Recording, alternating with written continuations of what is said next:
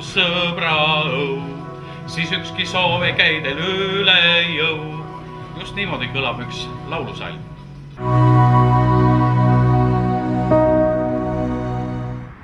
Pelgulinn avab sõpradele oma hoovid.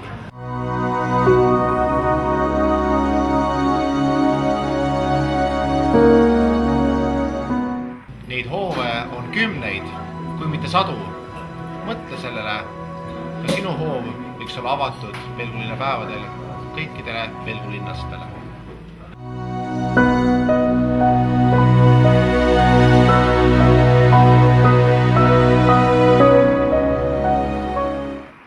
Sõbrad, olete oodatud kõik 24. mail Pelgulinna hoovidesse.